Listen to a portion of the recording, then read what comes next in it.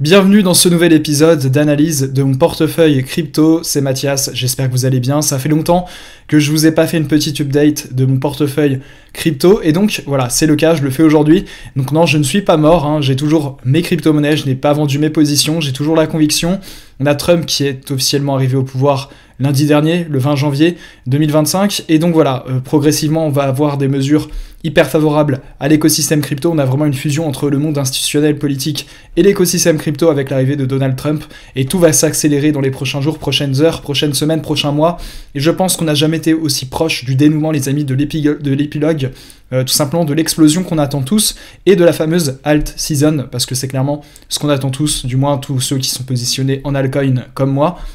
Donc let's go, c'est parti, on va voir un petit peu l'état du marché crypto maintenant. Donc là, voilà, on est tout simplement sur une belle map assez verte, franchement ça fait plaisir. Ces dernières semaines ont été très difficiles, notamment pour les altcoins. On a toujours un Bitcoin qui oscille entre les 100 000 et 106 000 $.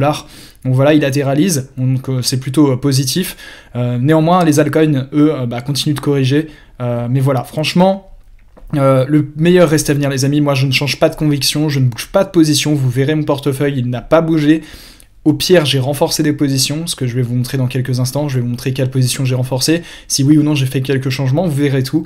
Et donc là, voilà, sur une heure, on est plutôt dans le vert. Sur un jour, on est également sur du vert avec Kondo là qui fait de la perf.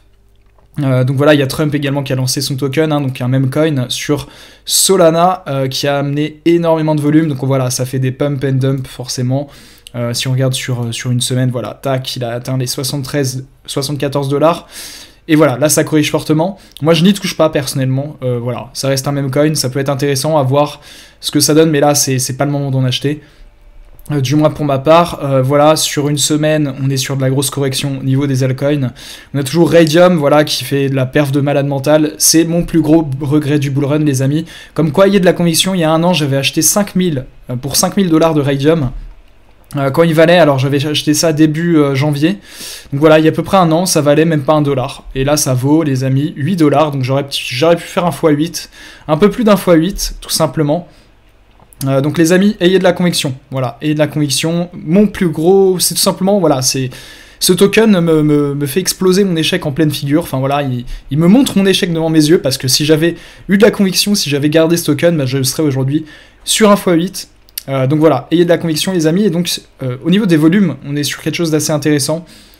Vraiment beaucoup de volume sur Bitcoin qui a dépassé les 100 000 milliards de volume aujourd'hui. Ethereum également, qui reprend un peu des couleurs là sur un jour. Donc voilà, Bitcoin toujours à 105 000 $. Ethereum, voilà, hein, qui déçoit fortement, mais voilà, j'ai pas trop de doutes sur le fait que qui va reprendre des couleurs, qui va vraiment exploser dans quelques semaines j'espère. Mais voilà, j'ai pas de doute sur Ethereum, même si c'est largement compliqué, c'est très compliqué, c'est poussif. XRP, qui a vraiment explosé récemment. Qui peut potentiellement, certains pensent même qu'il pourrait dépasser Ethereum, à voir, mais donc voilà, Solana également qui est en forme. Et puis voilà les amis, l'IA qui est un peu à la peine en ce moment, Render qui perf un petit peu, mais voilà, Tao c'est dur, c'est difficile les amis, c'est ma plus grosse position, et quand Tao va mal, le portefeuille va mal, forcément, sans faire trop de teasing. Mais donc voilà où on en est, on va attendre les prochains jours, prochaines semaines, mais on a énormément de news très intéressantes.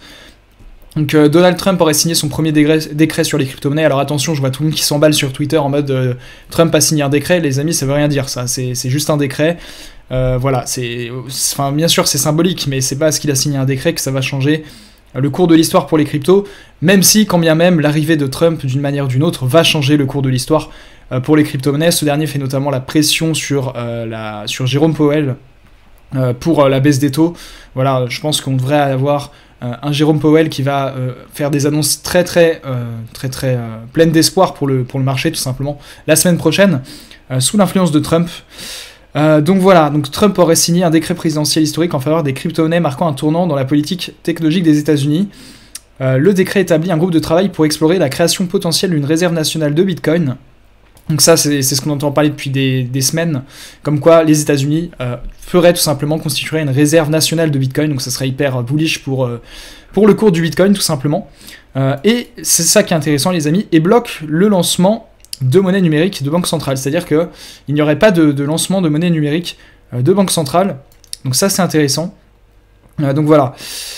Président fraîchement élu Donald Trump a signé un décret présidentiel en faveur des cryptos. Ce décret établit un groupe de travail présidentiel sur les marchés des actifs numériques. C'est ça qui est intéressant aussi, je tiens à préciser. C'est qu'on parle ici d'actifs numériques. Et on ne parle pas uniquement de Bitcoin. Ce qui voudrait dire potentiellement qu'on aurait également des plans, du moins des plans, la prise en compte d'altcoins potentiels. Ce qui voudrait dire donc une prise en compte des altcoins, les amis, et ça c'est hyper intéressant. Peut-être de nouveaux ETF sur nouveaux altcoins, j'en sais rien, mais ça peut être vraiment très bullish pour la suite. Ouvrant la voie à l'exploration de certaines prouesses de campagne, notamment la création potentielle d'une potentielle réserve nationale de Bitcoin et d'autres actifs numériques, c'est ça qui est important. Voilà, la création potentielle d'une réserve nationale pour Bitcoin et d'autres actifs numériques. Donc là, on parle notamment d'altcoin. Donc ça, les amis, c'est hyper encourageant, hyper intéressant. Donc voilà, en faveur des crypto-monnaies, renforcer le leadership américain dans la technologie, ok. Donc voilà, c'est ça qui est intéressant, une réserve fédérale de Bitcoin et d'autres cryptos. Voilà, les altcoins sont également pris en compte, et ça les amis, ça fait plaisir. Ça fait vraiment plaisir parce que, voilà, s'il faut une réserve fédérale de Bitcoin plus d'autres crypto-monnaies, ça veut dire que les États-Unis vont acheter en masse potentiellement des altcoins également. Je ne sais pas comment ça va se faire, hein, mais en tout cas, c'est quand même hyper intéressant. Ici, on nous parle de Solana XRP. Voilà, Donald Trump aurait dit vouloir également acquérir du Solana ou du XRP, mais ça peut également être d'autres crypto-monnaies. Donc voilà, réserve stratégique en Bitcoin, Donald Trump lance officiellement la machine. Il vient de signer un ordre exécutif qui fera date dans l'histoire et qui marque le lancement de la réserve stratégique en Bitcoin et en crypto-monnaie aux États-Unis. Donc voilà, après c'est pas parce qu'encore une fois il a signé un décret que ça y est, ça va se faire. Maintenant il faut les actions tout simplement, mais en tout cas ouais, c'est vrai que c'est hyper encourageant. Donc voilà, Donald Trump signe un ordre exécutif relatif aux crypto-monnaies. Donc ce qui est sûr en tout cas, c'est que on a une prise en charge politique de l'écosystème crypto par Donald Trump, qui plus est par les États-Unis d'Amérique. Voilà, si les États-Unis d'Amérique se positionnent sur les crypto-monnaies, s'ils commencent à acheter des crypto-monnaies, d'autres pays vont également suivre le mouvement, et donc on va assister peut-être à une FOMO institutionnelle autour des crypto-monnaies et du Bitcoin, ce qui peut être juste exceptionnel et complètement faire exploser les volumes et les capitalisations du marché des cryptos. Donc voilà, ça franchement les amis, c'est vraiment quelque chose qui peut être exceptionnel. Une réserve de crypto made in USA plutôt qu'une réserve Bitcoin. Donc on parle également d'altcoin carrément qui pourrait être pris en compte dans cette réserve stratégique. Ici on a carrément un petit schéma. On va aller voir ça sur Twitter. Mais donc voilà, on a carrément voilà, on a notamment les tokens purement américains comme Tron. Quoi d'autre, tout ce qui est Cardano, etc., qui ont vraiment bien performé, parce que c'est des projets américains, mais on voit qu'on a également une prise en compte potentielle d'altcoin autour qui pourrait être pris en compte justement dans cette réserve fédérale américaine. On a notamment Link, qui est un projet américain qui concerne la tokenisation des actifs réels, qui également a un très gros potentiel.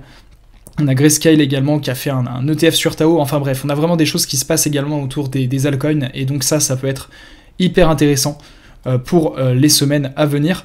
Et donc voilà, maintenant je vais vous présenter mon portefeuille, voilà l'évolution du portefeuille. Alors attention, voilà ce que ça donne. Aujourd'hui on est à 32 000 $, donc ça pique depuis la dernière fois. Vous voyez que mon meilleur performeur c'est Link, alors que d'habitude c'est Tao qui est ma plus grosse position, mais qui en ce moment sous-performe. Donc si on regarde sur la totalité du portefeuille, j'ai commencé à inscrire mon portefeuille sur CoinMarketCap début octobre. Voilà, j'ai atteint un pic, l'ATH de mon portefeuille, le 7 décembre à hauteur de 54 000 $. Et depuis, les amis, c'est un bain de sang, voilà, parce que les altcoins corrigent, tout simplement. Mais je ne perds pas espoir, je ne bouge pas mes positions, j'ai même renforcé des positions, j'ai renforcé Fetch. Et donc voilà, je suis sur une moins-value latente de moins 5 700 $. Donc je fais du moins 14% pour l'instant sur le portefeuille. Voilà, CKB, mon moins bon performeur avec du moins 47%, donc soit du moins 3000. Donc voilà, ça fait mal, clairement, le portefeuille prend cher. Et donc voilà, on a Tao ici qui est, j'ai un prix d'achat moyen de 376 $. qui aujourd'hui vaut 381 $. Donc voilà, je fais vraiment je fais une petite perf de 1%, 2%, donc autant dire que c'est rien du tout. D'habitude, sur Tao, je suis à des sommes beaucoup plus intéressantes, parce qu'on a un Tao qui, de base, oscille entre les 500 et les 700 $. Ce qui me fait des grosses plus-values, parce que c'est ma plus grosse position de portefeuille, hein. J'ai dû mettre 10 000 sur Tao. Mais donc voilà, Tao. Ensuite on a Render également qui sous-performe, moins 4%. On a CKB, moins 47%. On a Link qui surperforme, Link qui est mon meilleur performeur avec du plus 68%. Donc ça c'est intéressant, Link voilà, qui perf plutôt bien. Pourtant j'ai pas un prix d'achat moyen qui est très intéressant. Voilà, j'ai du 15 $ de prix d'achat moyen. Donc c'est pas le mieux. Ensuite on a Injective, moins 2%. Fetch, moins 36%, donc voilà, c'est des gros cartons, hein, c'est vraiment des scandales. Encre, moins 36%. Stax, moins 27%. Stax, je comprends pas. Stax qui est corrélé normalement au Bitcoin. Voilà, c'est un peu un Bitcoin sous levier qui sous-performe complètement. Mais voilà, les altcoins en général sous-performent, donc faut pas trop s'inquiéter. Mais donc voilà, le portefeuille saigne, hein, ça saigne plutôt bien. En termes de performance, voilà, ça c'est la performance du Bitcoin en jaune, la tendance du Bitcoin, et moi c'est la tendance de mon portefeuille en bleu. On voit que je suis complètement à la ramasse. Bien entendu, le but dans les prochaines semaines, prochains mois, c'est que cette courbe bleue explose la courbe du Bitcoin, ce qui voudrait dire qu'on est officiellement en alt season. Là, c'est pas du tout le cas, parce que le Bitcoin surperforme largement les altcoins, hein, parce que tout simplement la ligne bleue, c'est la performance moyenne de mon portefeuille qui est composée uniquement d'altcoins, face à la performance moyenne du Bitcoin. Donc on voit que les altcoins sous-performent majoritairement le Bitcoin, donc pour l'instant. Voilà, en termes de répartition, comme d'habitude, mon portefeuille est composé à 30% de Tao, 23% de Render et 10% de CKB, donc c'est les 3 plus grosses positions du portefeuille. Donc pour l'instant, c'est pas rentable, mais ça va venir. Voilà, je ne bouge pas, j'ai les convictions, ça fait plus d'1 an que je suis investi en crypto-monnaie, et je ne vais pas abandonner avant d'arriver au sommet de la montagne, les amis. Ça serait trop bête après avoir parcouru autant de chemin. Donc il faut tout simplement garder foi, hold, voilà, mettre les émotions de côté, couper le bruit et avoir de la conviction. C'est le plus important. J'en ai pas eu sur comment il s'appelle, le token qui est juste ici sur Link, non pas sur Link. Mince, j'ai perdu son nom. Pourtant je le connais bien sur Raydium, voilà, je n'ai pas eu de conviction sur Raydium. Par contre j'en aurai sur les 8 tokens de mon portefeuille qui sont juste ici. Là j'aurai de la conviction, et dans quelques mois je pourrais me dire Mathias, bravo, voilà, tu n'as pas lâché, on dira tu as fait de l'argent facilement, alors que ça fait plus d'1 an que j'attends ce moment là, ça fait 1 an que je hold ces tokens, et les amis, ça sera pas de l'argent facile, ça sera de l'argent mérité, et on l'aura mérité tout simplement cet argent, parce que on aura investi proprement avec une bonne stratégie, et qu'on aura tout simplement eu de la conviction dans les positions, tout simplement. Voilà les amis pour cette petite actualisation du portefeuille. J'espère que lors du prochain épisode on pourra avoir une nette évolution des altcoins et avoir un montant du portefeuille qui se rapproche de mon objectif final, qui est 200 000 $. Voilà, je vise 200 000 $ avec mon portefeuille crypto, donc c'est largement faisable.